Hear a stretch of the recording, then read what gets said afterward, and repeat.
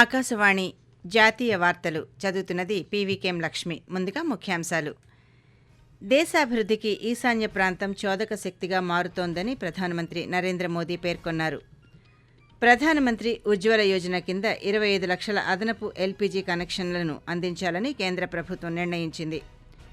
గత దశాబ్ద కాలంలో ప్రభుత్వం అనేక పాలనా సంస్కరణలను అమలు చేసిందని కేంద్ర సహాయ మంత్రి డాక్టర్ జితేంద్ర సింగ్ అన్నారు. జీఎస్టీ 2.0 సంస్కరణలతో పేద మధ్యతరగతి వర్గాలకు మేలు జరుగుతుందని కేంద్ర మంత్రి జగత్ ప్రకాష్ నడ్డా వెల్లడించారు. వార్తల వివరాలు. దేశ అభివృద్ధికి ఈశాన్య ప్రాంతం చోదక శక్తిగా మారుతోందని ప్రధానమంత్రి నరేంద్ర మోదీ పేర్కొన్నారు. అరుణాచల్ ప్రదేశ్లోని ఈటానగర్లో 5,100 కోట్ల రూపాయలకు పైగా విలువైన వివిధ అభివృద్ధి పనులకు ప్రధానమంత్రి ఈరోజు శంకుస్థాపనలు, ప్రారంభోత్సవాలు చేశారు. ఈ సందర్భంగా జరిగిన సభలో ఆయన మాట్లాడుతూ, గతంలో నిర్లక్ష్యం చేయబడిన ఈశాన్య ప్రాంతాలను 2014 తర్వాత నుంచి కేంద్ర ప్రభుత్వం అభివృద్ధికి నిలయాలుగా మార్చిందని చెప్పారు. 2047 నాటికి అభివృద్ధి చెందిన దేశంగా భారత్ని మార్చాలనే లక్ష్యంతో ప్రభుత్వం పనిచేస్తోందన్నారు. ప్రతి రాష్ట్రం జాతీయ లక్ష్యాలకు అనుగుణంగా ముందుకు సాగినప్పుడు మాత్రమే ఈ సంకల్పం సాకారమవుతుందని ప్రధానమంత్రి పేర్కొన్నారు. దేశవ్యాప్తంగా తదుపరి తరం జీఎస్టీ సంస్కరణల అమలుతో పాటు జీఎస్టీ పొదుపు ఉత్సవాన్ని ఈ రోజు నుంచి ప్రారంభించినట్లు నరేంద్ర మోదీ తెలియజేస్తూ, मैं आपको जीएसटी बचत उत्सव की फिर से एक बार बधाई दूंगा. नेक्स्ट जनरेशन जीएसटी रिफॉर्म का भी बहुत बड़ा फायदा उन्हें ही मिलने वाला है. आपको अब हर महीने घर के बजट में बहुत राहत मिलने वाली है. किचन का सामान हो, बच्चों की पढ़ाई की चीजें हो, जूते कपड़े हो, अब ये और सस्ते हो गए हैं. వస్తుసేవల పన్ను జీఎస్టీ సంస్కరణల అమలుతో దేశంలో పేద మధ్యతరగతి వర్గాలకు ఖర్చులు తగ్గి ఆదా పెరుగుతుందని కేంద్ర ఆరోగ్య కుటుంబ సంక్షేమ శాఖ మంత్రి జగత్ ప్రకాష్ నడ్డా వెల్లడించారు. దేశంలో నేటి నుంచి అమలు చేస్తున్న జీఎస్టీ సంస్కరణలు ప్రజలకు అధిక ప్రయోజనం చేకూరుస్తాయని ఆయన అన్నారు. న్యూఢిల్లీలో వ్యాపారులతో ఈరోజు కేంద్ర మంత్రి సంభాషించారు. భారతదేశాన్ని స్వావలంబన శక్తిగా మార్చడానికి దుకాణదారులు స్వదేశీ ఉత్పత్తులను ప్రోత్సహించి విక్రయించాలని కోరారు. చిన్న వ్యాపారాలకు మద్దతు ఇవ్వడం ఈ సంస్కరణల లక్ష్యం అని కేంద్ర మంత్రి చెప్పారు. అనంతరం ఆయన పాత్రికేయులతో మాట్లాడుతూ, నవరాత్రి పండుగ సందర్భంగా జీఎస్టీ సంస్కరణలను అమలు చేయడం వల్ల కొనుగోళ్లలో పెరుగుదల ఉంటుందని అన్నారు. ప్రజలకు మెరుగైన పాలనా సదుపాయాలను అందించేందుకు గత దశాబ్ద కాలంలో ప్రభుత్వం అనేక సంస్కరణలను అమలు చేసిందని కేంద్ర శాస్త్ర సాంకేతిక శాఖ సహాయ మంత్రి డాక్టర్ జితేంద్ర సింగ్ అన్నారు. ఫలితంగా అన్ని రంగాలలో పారదర్శకత, పౌర కేంద్రీకృత పాలనా విధానాలు వంటివి అందుబాటులోకి వచ్చాయని చెప్పారు. విశాఖపట్నంలో జరుగుతున్న 28వ జాతీయ ఈ గవర్నెన్స్ 2025కు ఆయన ఈరోజు ముఖ్య అతిథిగా హాజరయ్యారు.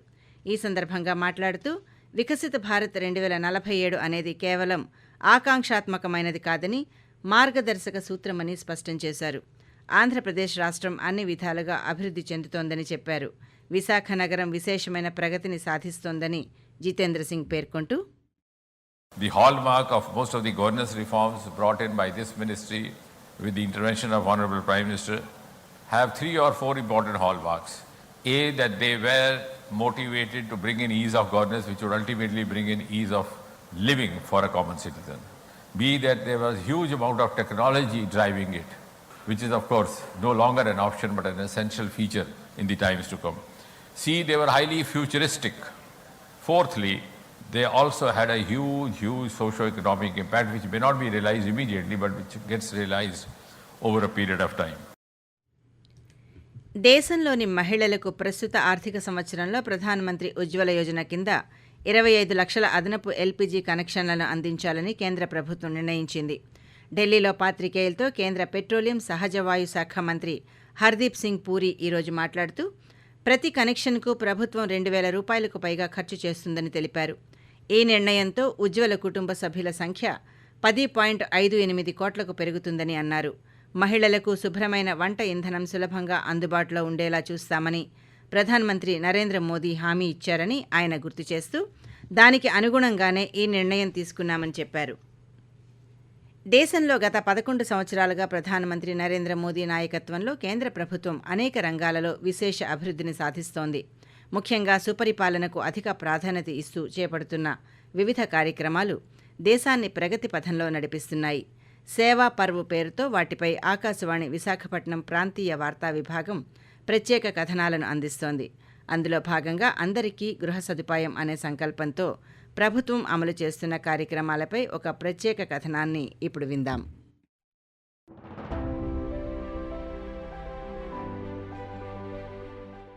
గత 11 సంవత్సరాలుగా ప్రధానమంత్రి నరేంద్ర మోదీ నాయకత్వంలోని ప్రభుత్వం ప్రతి ఒక్కరికి గృహ సదుపాయం కల్పించాలని పౌర కేంద్రీకృత సంస్కరణలను తీసుకువచ్చింది.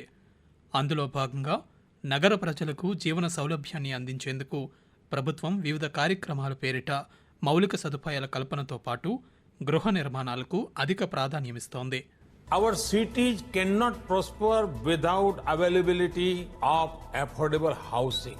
Realizing this, we launched the Housing for All program in 2015. I am happy to note that we are well on our way. అందరికీ గృహ సదుపాయం అనే సంకల్పంతో ముందుకు సాగుతున్న ప్రభుత్వం ప్రధానమంత్రి ఆవాస్ యోజన అర్బన్, ప్రధానమంత్రి ఆవాస్ యోజన గ్రామీణ్ వంటి 2 విస్తృత లక్ష్యాలను ముందుకు తీసుకువచ్చింది.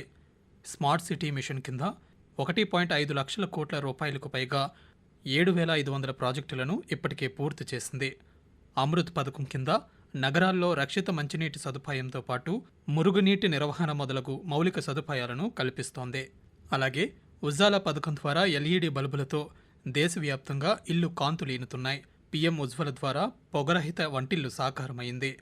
జలజీవన్ మిషన్ ద్వారా గ్రామాలకు ఇప్పుడు రక్షిత తాగునీరు అందుతోంది. స్వచ్ఛ భారత్ మిషన్ ద్వారా పరిశుభ్రతతో కూడిన పట్టణ గ్రామీణ ప్రకృతి దృశ్యాలు ఆవిష్కృతమయ్యాయి. మౌలిక సదుపాయాల కల్పన ద్వారా కేంద్ర ప్రభుత్వం పట్టణాలు, గ్రామాల ప్రజలకు గౌరవప్రదమైన జీవితాన్ని కల్పించడమే కాకుండా స్థిరమైన భవిష్యత్తును అందిస్తోంది.